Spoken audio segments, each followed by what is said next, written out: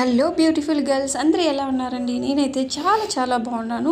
ఇక్కడైతే నేను చాలా రోజుల నుంచి నాకు యాక్చువల్లీ 1 ఎకరం పొలం తీసుకొని అందులో ఈ బటర్ ఫ్రూట్ చెట్లు పెంచి మంచి బిజినెస్ చేయాలనే ఆలోచన ఉందిలేండి. కానీ అవన్నీ జరుగుతాయా? మనం అనుకున్నట్టు జరిగితే అస్సలు కాదు. 1 ఎకరం పొలం కొనాలంటే ఇప్పుడు ఎన్ని ల్యాక్స్ పెట్టాలో కూడా తెలియట్లేదు. అంత బడ్జెట్ కూడా మంది కాదు. కానీ చిన్న ప్రయత్నం మాకున్న పొలంలోనే ఇలాంటి బటర్ ఫ్రూట్ చెట్టు పెట్టాలి అని నాకు ఎన్ని రోజుల నుంచో అనుకుంటున్నాను. మొన్న నేను ఆన్లైన్లో బుక్ చేసుకొని ఈ ఆవకాడను తినేసాను. వాటి ఇత్తనాలు ఉన్నాయి కదా, సరే మనం పెంచుదాము మొలకలు వస్తాయా లేదా అని చెప్పేసి ఒక 3 డేస్ ఇలా వాటర్లో వేసి నానబెట్టేసాను. సో మొలకలు వస్తాయని చూద్దాం, మనం కుండీలు ఉన్నాయి కదా, కుండీల్లో వేసి చూద్దాం. మొలకలు వస్తే నేను కానీ మా పొలానికి వెళ్ళేసి నా చేతులతో నేను నాటాలనే కోరిక, తప్పకుండా ఆవకాడ పెంచాలని కోరిక. అండ్ అలాగే ఇక్కడ కుండీలో చూసారా, ఎక్కడ కానీ ప్లేస్ లేదు. మనీ ప్లాంట్ అయితే ఎంత బాగా పెరుగుతుందండి. అసలు మేము ఏమీ కానీ వెయ్యము. అసలు చెట్లు కుండీలు నిండుగా చాలా పచ్చగా ఎంత మంచిగా వచ్చిందో. ఇదైతే అల్లం చెట్టు. సో వీటన్నిటికీ మేము ఏం వేస్తామో మీకు తెలుసుకోవాలనుకుంటే ఏం లేదండి, మనము పూజకు పెడతాం కదా అవన్నీ సో పడేయకుండా ఇలా కుండి మొత్తం వేసేయండి.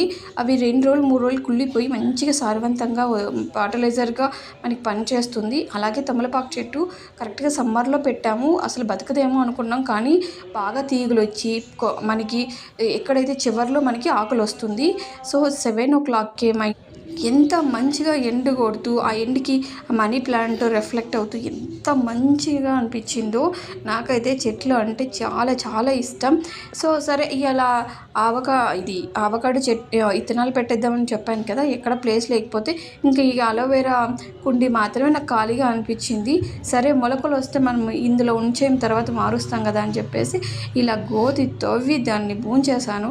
సో చూద్దాం ఎంత మంచిగా మనకి మొలుస్తుందా, మొలకలు వస్తాయా లేదని. ఒకవేళ మొలక వస్తే తప్పకుండా నెక్స్ట్ వీడియోలో కంపల్సరీ షేర్ చేసుకుంటానండి.